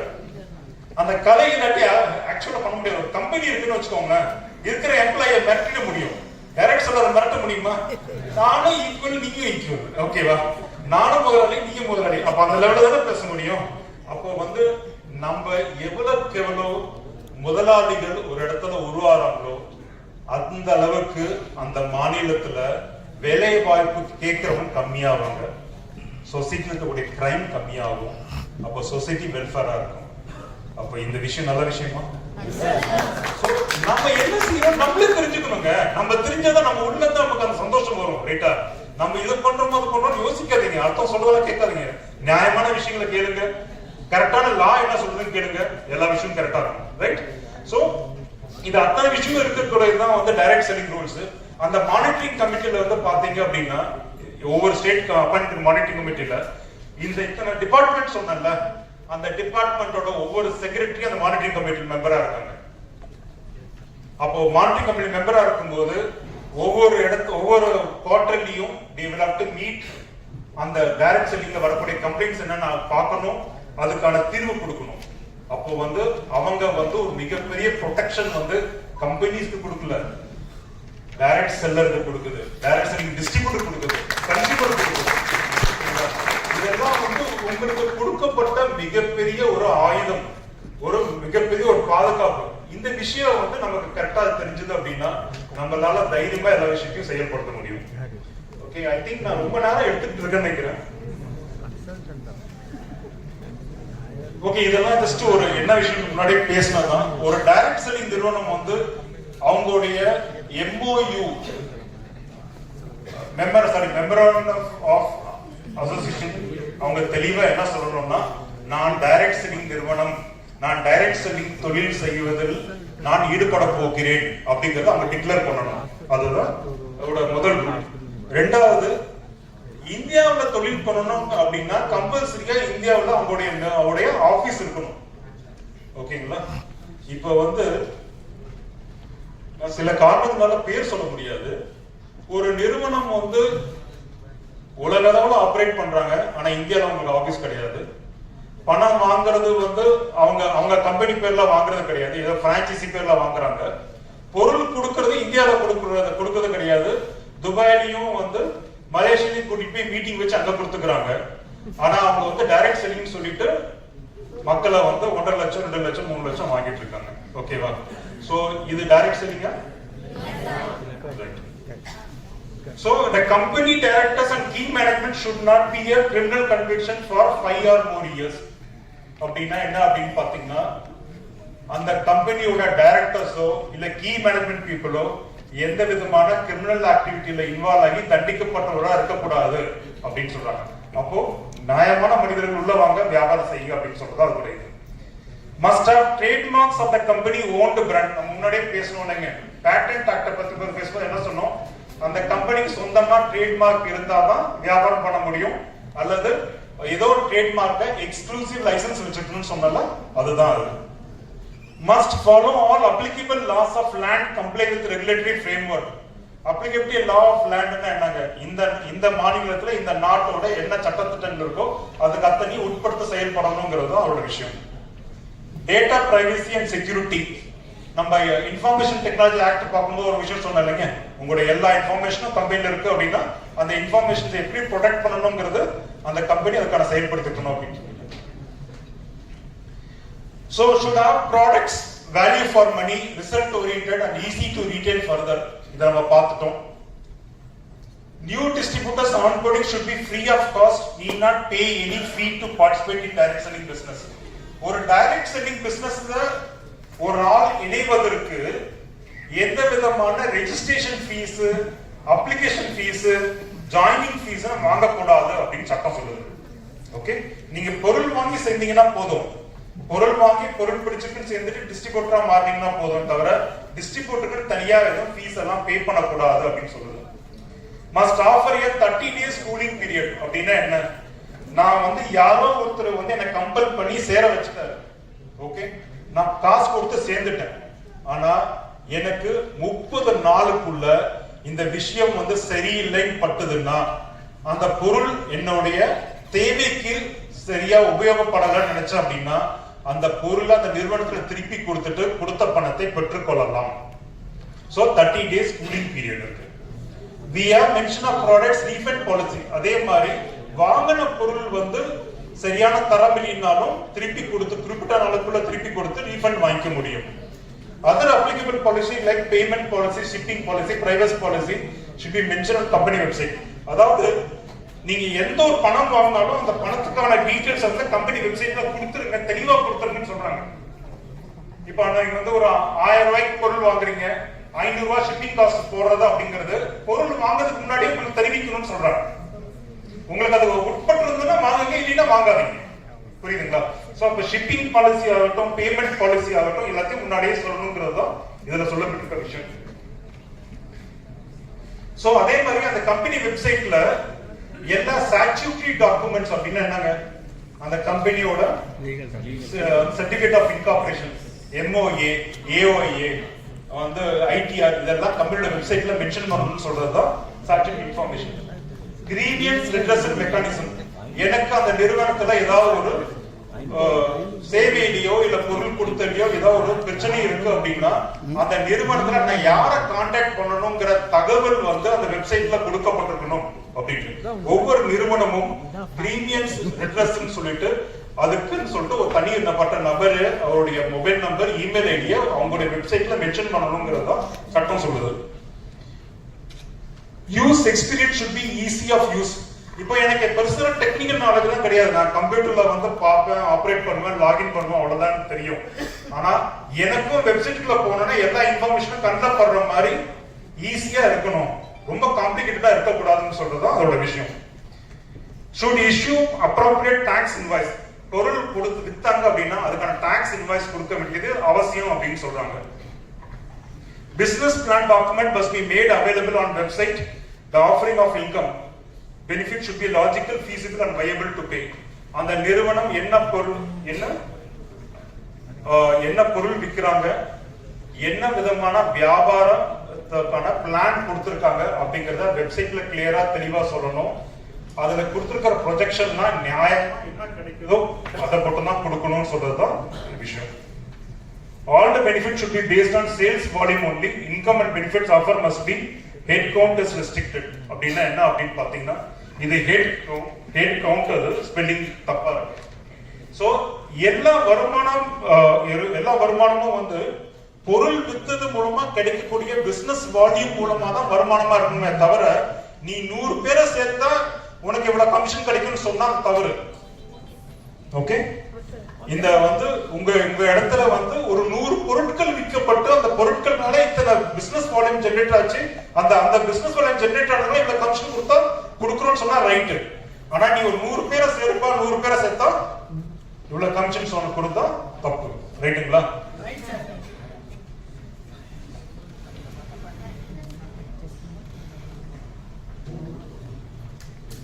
சோ இப்போ வந்து அந்த பொருளை பத்தி சொல்ல வராங்க. பொருளை பத்தி என்ன சொல்ல வராங்கன்னா எந்த பொருளை விற்கிறீங்களோ அந்த பொருளை வந்து வெப்சைட்ல தெளிவா போட சொல்றாங்க. அந்த பொருளுடைய உபயோகம் என்னன்னு போட சொல்றாங்க. அந்த பொருளை எப்படி யூஸ் பண்றது தெளிவா சொல்றாங்க. அந்த பொருளுக்கான எல்லா வந்து வாரண்டிஸ் அண்ட் கேரண்டிஸ் என்னங்கறத தெளிவா சொல்றாங்க. அதுதான் வந்து அதுல இருக்கக்கூடிய விஷயம். அதே மாதிரி manufacturing date, batch code, presentation of refund எப்படி கிடைக்கும், எந்த வயசுல யார் யார் சாப்பிடலாம் அப்படிங்கறது சொல்லக்கூடிய விஷயம் தான் அந்த பொருளுக்கான டிஸ்பிளேக்கான விஷயங்கள். ஒரு கான்ட்ராக்ட் சைன் பண்ணா என்ன வயசு இருக்குங்க? சோ 18 வயசுக்கு மேல இருந்தா தான் இந்த தொழில ஈடுபடணும்னு சொல்றாங்க. ஒரு இந்தியனா இருக்கணும், கேஒய்சி டாக்குமெண்ட்ஸ் கொடுத்துடணும். கேஒய்சி என்னங்க? ஆதார், பேசிக் உங்களுடைய ஐடி ப்ரூஃப்ஸ் கொடுத்துருக்கணும். கேஒய்சி வந்து இல்லையெனில் கொஞ்ச நாட்களுக்கு பிறகு நீங்கள் ஈடுபட்டிருக்கக்கூடிய டைரக்ட் செல்லிங் என்டிட்டிஸ் உங்களுடைய கமிஷனை நிறுத்தி வைப்பதற்கான வாய்ப்புகள் அதிகம். காரணம் என்ன அப்படின்னா கேஒய்சி நார்ம்ஸை கம்ப்ளீட் பண்ணாட்டி அதுக்கான பிரச்சனை உங்களுக்கு இல்ல, டைரக்ட் செல்லிங் என்டிட்டிக்கு இருக்கு. டைரக்ட் செல்லிங் என்டிட்டிக்கு அவ்வளவு பிரஷர் வருது. உங்க நிறுவனத்துல ஈடுபட்டிருக்கவங்க அத்தனை பேரோட கேஒய்சி நீங்க மெயின்டைன் பண்றீங்களா, அந்த கேஒய்சி நீங்க டிஸ்ப்ளே பண்ணிருக்கீங்களா அப்படின்னு சொல்லிட்டு. அதனால நிறுவனங்கள் என்ன செய்வாங்க, 2 தடவை வெப்சைட்ல போடுவாங்க, 3 தடவை எஸ்எம்எஸ் போடுவாங்க, வாட்ஸ்அப் நோட்டிபிகேஷன் கொடுப்பாங்க, லீடர்ஸ்க்கு சொல்லுவாங்க. அதுக்கு மேல நடக்காட்டி என்ன செய்ய முடியும்? என்ன செய்ய முடியும்? எதை நிறுத்தணுமோ அப்ப நிறுத்தி வச்சிருவாங்க. அப்ப தானா குடிச்சிட்டு வாங்கிக்கணும்னு சொல்லுவாங்க. ரைட்டா?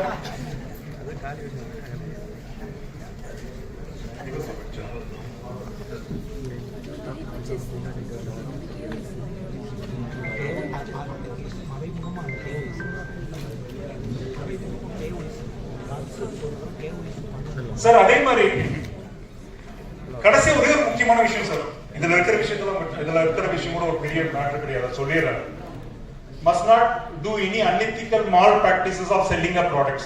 ஓகே சார், நான் ஒரு 20 வருஷமா வந்து டைரக்ட் செல்லிங் வந்து இண்டஸ்ட்ரியில வந்து பல லெவல்ல இருந்து பார்த்திருக்கேன். 98ல வந்து ஒரு டிஸ்ட்ரிபியூட்டரா இருந்திருக்கேன், 2000ல வந்து ஒரு டீம் லீடரா இருந்திருக்கேன், 2003ல ஒரு நிறுவனத்துல வந்து வேலை பார்த்துருக்கேன்.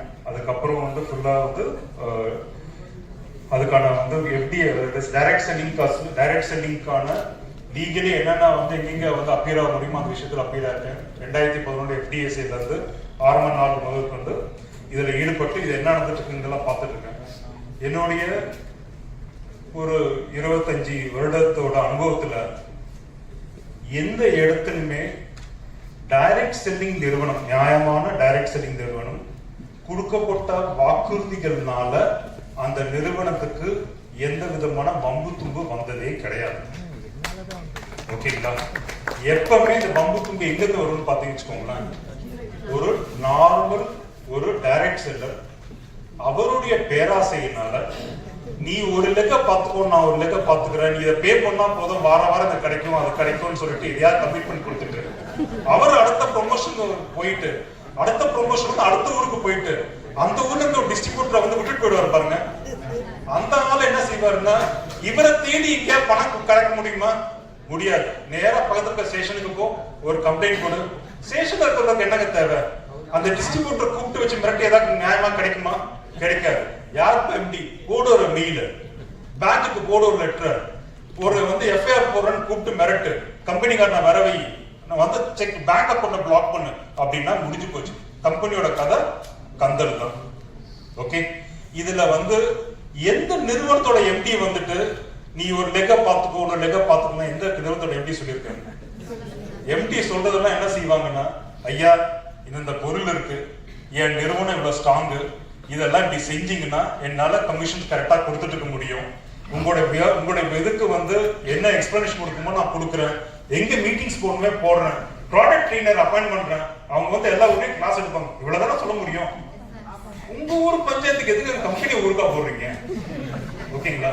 சோ நிறைய நேரத்துல இதுவரைக்கும் நான் பார்த்த அத்தனை எஃப்ஐஆரும் இதுல இருந்து வந்ததுதான்.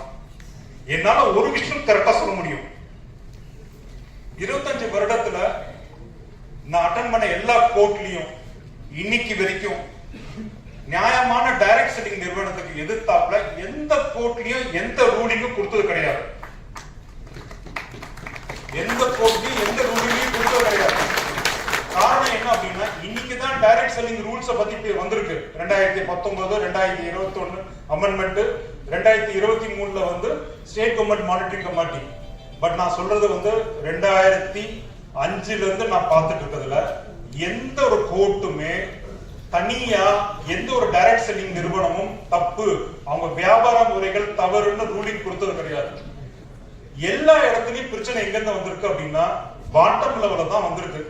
பாட்டம் லெவல்ல தகராறு இதெல்லாம் ஓகேவா, அங்கேயே செட்டில்மெண்ட், அங்கேயே மேட்டர் முடிஞ்சு போயிடுது. அது வந்து இன்னைக்கு ஒரு கேஸ் உள்ள வந்து கோர்ட்டுக்குள்ள வந்து தீர்ப்பு வரும்போது இதெல்லாம் தவிடு பொடியா இருக்கு. காரணம் என்ன அப்படின்னா, ஒரு 4-5 ஸ்லைடுக்கு முன்னாடி வந்து ஒரு 14 சட்டங்கள் பார்த்தோம்ல, அந்த 14 சட்டங்கள் வந்து இன்னைக்கு ஏற்றப்பட்டது கிடையாது. ஒன்னும் வந்து 1948 1856 இந்த மாதிரி ஏற்றப்பட்ட சட்டங்கள். அப்பத்துல சட்டங்கள் முன்னாடியே இருந்தது, இன்னைக்கும் இருக்கு. அந்த சட்டத்தை படி எந்த ஒரு நிறுவனத்தின் படி கை வைக்க முடியாது. ஓகே, ஆனா லோக்கல் லெவல்ல எல்லா பஞ்சாயத்தையும் பண்ண முடியும். யாராவது ஒருத்தர் போய் எனக்கு வந்து இபி பில்லுக்கு மாசம் மாசம் நான் பணம் கட்டிக்கிட்டு இருக்கேன், எனக்கு கரண்ட் சப்ளை ஆயிடுச்சு, கட் ஆயிடுச்சுன்னு சொல்லிட்டு டிரான்ஸ்லேட் போகும் மூலியமாவோ இல்ல அதானி மூலமா கேஸ் போட்டு பாருங்க. அதானி எம்பி எடுத்து பாருங்க, நடக்குமா? எஃப்ஐஆர் எடுக்க மாட்டாங்க. அப்ப நாங்க மட்டும் என்னையா பாவம் பண்ணோம்? டைரக்ட் செல்லிங் என்டிட்டி எடுத்தது பாவமா? ஓகே, டைரக்ட் செல்லிங் என்டிட்டியும் ஒரு வியாபாரம் தான். எல்லா வேலையும் கரெக்டா பண்ணிட்டு அப்புறம் கடைசியில மாட்டி பிடிக்கிறது யார் தெரியுமா? Board of directors. தப்பிச்சுக்கிறது யாரு? யார போட்டாரோ அவர் அடுத்த கம்பெனிக்கு போயிட்டாரு, டிஸ்ட்ரிபியூட்டர். மாட்டிட்டு பிடிக்கிறோம் பாவம், ஏமாந்த டிஸ்ட்ரிபியூட்டர், ஏமாந்த கம்பெனிக்காரன், 2 பேரு தான். சோ இத வந்து அட்லீஸ்ட் உங்க ஊர்ல உங்ககிட்ட உங்க டீமுக்குள்ள நடக்காம பார்த்துக்க வேண்டிய பொறுப்பு யார்கிட்ட இருக்குங்க? யார்கிட்ட இருக்குங்க? காது கேட்கணும். அது புரிஞ்சதுன்னா போதுங்க, இது எல்லாமே சரியாயிடும். ஓகேங்களா? சோ இப்போ வந்து இந்த வருஷம் ஏப்ரல்ல இருந்து உங்களோட டிடிஎஸ் வந்து வெறும் 2% தான். உங்களுடைய எல்லாம் 5% டிடெக்ட் பண்ணிருக்காங்க. இப்போ 2% தான் டிடிஎஸ். ஆனால் உங்ககிட்ட பேன் நம்பர் இருந்து பேன் நம்பரை கம்பெனிக்கு கொடுத்தாலும் மட்டும்தான் 2%, கொடுக்காட்டி 20%. சோ 2 பெருசா 20 பெருசா? பேன் நம்பர் வாங்குறது 150 ரூபாய் வேலை. ஓகே, 3 நாள்ல ஒரு நாள் அப்ளை பண்ணா 3ஆம் நாள் பேன் நம்பர் வந்துருக்கு. சோ அதை நீங்க முடிவு பண்ணிக்கோங்க. 2 பெருசா 20% முடிவு பண்ணிக்கோங்க. ஓகேவா? சோ அதை முடிவு பண்ணிட்டு அதை நீங்க செயல்படுங்க. அதே மாதிரி எந்த டிஸ்ட்ரிபியூட்டர் சார் நான் பொருளை வாங்கல விக்கல, நான் டிஸ்ட்ரிபியூட்டருக்கு ப்ரோமோட் பண்றேன், கம்பெனிக்காரங்க டைரக்டா டிஸ்ட்ரிபியூட்டருக்கு பில் பண்ணிடுறாங்க, நான் ஸ்டாக் கூட வச்சுக்கிறது இல்ல, ஆனா நான் ஜிஎஸ்டி எடுக்கணுமா அப்படின்னு கேட்டீங்கன்னா, உங்களுடைய வருமானம் வருஷத்துக்கு 20 லட்சம் ரூபாய்க்கு மேல இருந்ததுன்னா எடுத்துதான் ஆகணும். ரைட்டுங்களா? சோ ஜிஎஸ்டி எடுத்துட்டா நிறைய பிரச்சனைகள் வருமானம். ஒரு பிரச்சனையும் இல்லை சார். இப்பெல்லாம் ஜிஎஸ்டி அப்ளை பண்ணீங்கன்னா மாசம் மாசம் நில் ரிட்டர்ன் ஃபைல் பண்ணிட்டு போயிட்டே இருக்க வேண்டியதுதான். ஆனா 20 lakhsக்கு மேல நீங்க பிசினஸ் பண்ணீங்கன்னா நீங்க ஜிஎஸ்டி எடுக்கணுங்கிறது அவசியம். உங்களுக்கு அது தெரியல அப்படின்னா யூடியூப் எத்தனையோ வீடியோஸ் இருக்கு, அதுக்கும் பொறுமை இல்லைன்னா 500 ரூபாய் கொடுத்தா லோக்கல் ஆடிட்டர் வந்து நின்று ஃபைல் பண்ணிட்டு போயிடுவாரு. ரைட்? ஸோ 20 லட்சம் ரூபா ஒரு வருஷத்துக்கு வருமானம் பண்றீங்க அப்படின்னா மாசத்துக்கு எவ்வளோ ஆச்சுங்க? கணக்குல வீக்கு 1.25 லட்ச ரூபாவா? 1.25 லட்ச ரூபா சம்பாதிக்கும் போது 500 ரூபாய் ஆடிட்டர் கொடுத்துட்டு போகணும். பாவம், அவரும் படிச்சிருக்காரு சிஏ. ரைட்? ஸோ அதை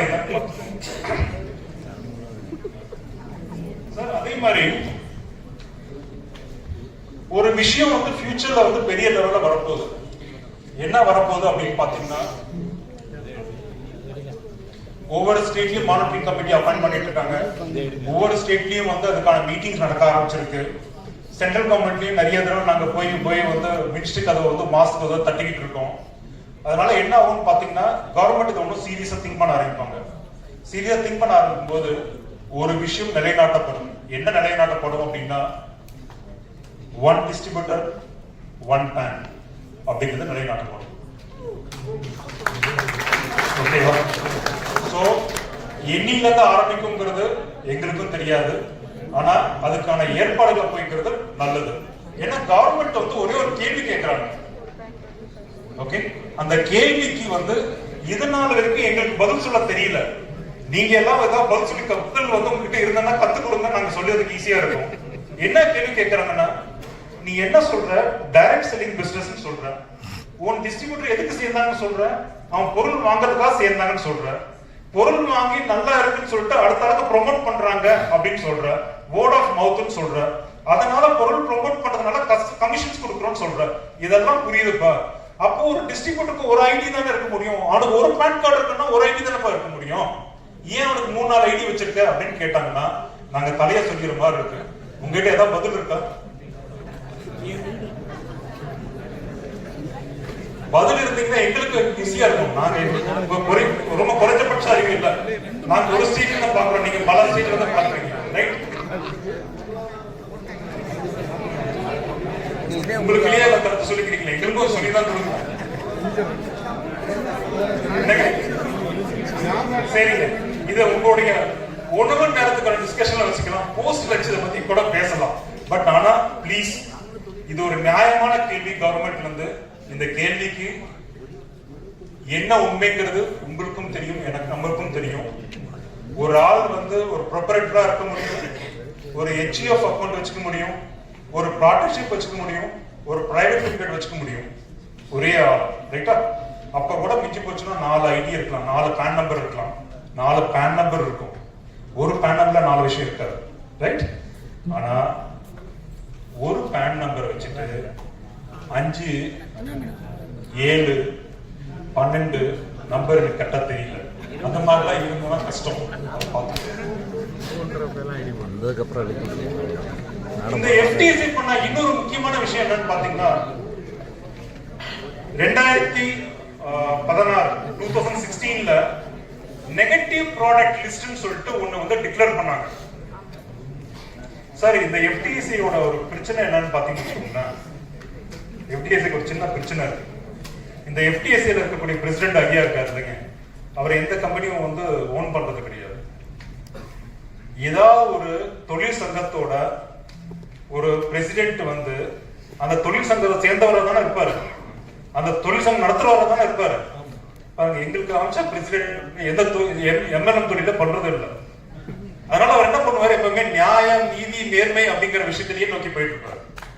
ஓகே, அப்படி போகும்போது என்ன செய்யறாரு அப்படின்னு பாத்தீங்கன்னா, இந்த நிறுவனம் இதுல ஈடுபட்ட மக்கள் இன்னைக்கு இல்ல 10 வருஷம், 20 வருஷம், 50 வருஷம், 100 வருஷம், அந்த 100 வருஷமும் அந்த நிறுவனம் வந்து தொடர்ந்து செயல்பட்டு போகணும், மக்களுக்கு பாதுகாப்பு இருக்கணும் அப்படின்னா, அப்ப லாங் டேர்ம்ல எது சரியான விஷயங்களோ அந்த விஷயங்களை எடுத்துட்டு போகணும்ங்கிறது வந்து ரொம்ப முனைப்பா இருப்பாரு. அதனாலே அவருக்கு வந்து சில பிரச்சனைகள் வந்தது. சோ அது எதையும் சமாளிச்சுப்பாரு. கூட நாங்க அப்பப்போ ஏதாவது ஹெல்ப் பண்றதுக்கு இருப்போம். ரைட்டா? மற்றபடி வந்து அந்த டைம்ல அவர் செஞ்ச ஒரு வேலை பாத்தீங்கன்னா, நெகட்டிவ் ப்ராடக்ட் லிஸ்ட் அப்படின்னு சொல்லிட்டு கொடுத்தாரு. இந்த நெகட்டிவ் ப்ராடக்ட் லிஸ்ட வந்து மகாராஷ்டிரா ஸ்டேட் கைட்லைன்ஸ்ல வந்து இதை அப்படியே ஃபுல் ஸ்டாப் கமாவோட வந்து எடுத்து அங்க டூப்ளிகேட் பண்ணிட்டாங்க. அந்த நெகட்டிவ் ப்ராடக்ட் லிஸ்ட்ல என்னன்னு பாத்தீங்கன்னா, இந்த பொருட்கள்லாம் டைரக்ட் செல்லிங்ல விற்க கூடாதுன்னு சொல்ல வராது. என்னென்ன பொருள் சார்? கேஷ் டெபாசிட் இன்வெஸ்ட்மெண்ட்ஸ் இருக்கக்கூடாது, ஸ்டாக் விற்கிறேன்னு பேசக்கூடாது, டிபென்ச்சர்ஸ் விற்கிறேன்னு சொல்லக்கூடாது, virtual currency விற்கக்கூடாது.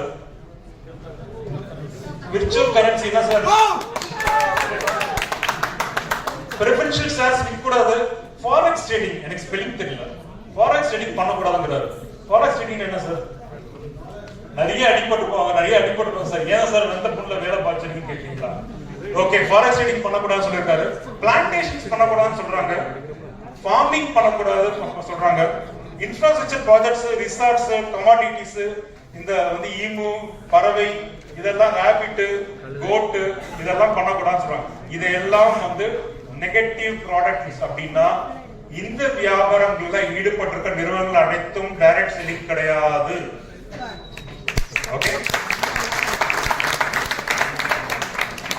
Life insurance policies வந்து அதுக்கான பர்சன், அதுக்கான குவாலிஃபைட் பர்சன் மட்டும் தான் விற்கணும். நார்மல் குவாலிஃபைட் இல்லாத டிஸ்ட்ரிபியூட்டர்ஸ் வந்து லைஃப் இன்சூரன்ஸ் பாலிசிஸும் டைரக்ட் செல்லிங்ல விற்க கூடாது அப்படின்னு சொல்றாங்க. டிஸ்கவுண்ட் கூப்பன், வவுச்சர் கார்ட்ஸ் எல்லாம் கொடுக்க கூடாதுன்னு சொல்றாங்க. பிட் வவுச்சர்ஸ், பிட் வாலெட் கொடுக்க கூடாது. அதுக்கப்புறம் கடைசியில் இருக்கிற அழகான வார்த்தைகள் bitcoin, crypto currency, virtual currency, இதெல்லாம் வந்து இருக்கக்கூடாது. இதெல்லாம் டைரக்ட் செல்லிங் கிடையாது. வேற பேர் சொல்லிக்கோங்க, அந்த வேற பேர்ல எதை ஒன்னாலும் வந்து வித்துக்கோங்க. முதல்ல வந்து எல்லாம் எம்எல்ஏ சொல்லிருந்தாங்க, எம்எல்ஏ கெட்ட வார்த்தையாச்சு. நெட்வொர்க் மார்க்கெட்டிங் சொன்னாங்க, அந்த வார்த்தையும் கெட்ட வார்த்தையாயிடுச்சு. இப்ப டைரக்ட் செல்லிங்கிற வார்த்தை கொடுத்திருக்காங்க. இதையும் கெடுப்பதற்கு அலோவ் பண்ணாதீங்க. ஓகேவா? அவங்களும் இதே பேர்லாம் சொல்லி மார்க்கெட்ல போறாங்க, நம்மளும் இதே பேரை சொல்லி போறோம். பார்க்கறவனுக்கு எது கரெக்ட் எது தப்புன்னு புரிய மாட்டேங்குது. ரைட்டா? அட்லீஸ்ட் வந்து இதெல்லாம் விற்கக்கூடிய நிறுவனங்கள் டைரக்ட் செல்லிங் நிறுவனங்கள் அல்ல. ஓகே,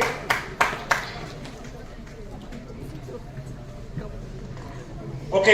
அதுக்கு மேல உங்களுக்கு ஏதாவது வந்து உங்களுடைய உங்க கம்பெனிக்கு வந்து பொருள்ல வாங்குறதுலயோ இல்ல கமிஷன்லயோ இல்ல ஏதாவது முதல்ல உங்க கம்பெனியோட ஒரு கம்ப்ளைண்ட் நம்பருக்கு ரெஜிஸ்டர் பண்ணுவீங்க. அங்க குறிப்பிட்ட நாளுக்குள்ள உங்களுக்கு அதற்கான விடை தெரியாவிடில் நீங்க வந்து கவர்மெண்டோட கன்சியூமர் ஹெல்ப் லைன்ல வந்து நீங்க இந்த இடத்துல போயிட்டு ரெஜிஸ்டர் கிரீவன்ஸ்ல கொடுக்க முடியும். இந்த கிரீவன்ஸ்ல கொடுத்தீங்க அப்படின்னா ஆட்டோமேட்டிக்கா அந்த நிறுவனத்துக்கு வந்து அங்கிருந்து கம்ப்ளைண்ட் ரீடைரக்ட் ஆகும். ரீடைரக்ட் ஆச்சுன்னா அவங்க அந்த ஆக்ஷன் எடுத்து தான் ஆகணும். சோ இதுதான் வந்து இதுக்கான வழிமுறை. வேற என்னங்க, இந்த வார்த்தையை சொல்லலாமா சொல்லக்கூடாதுன்னு தெரியல. தமிழ்ல நமஸ்தேன்னு சொன்னா ஹிந்தி வார்த்தைன்னு சொல்லுவீங்க. சோ நமக்கு தெரிஞ்ச ஒரே ஒரு வார்த்தை வணக்கம், நன்றி. இவ்வளவு நேரம் வந்து அமைதியா இதுக்கு வந்து கேட்டு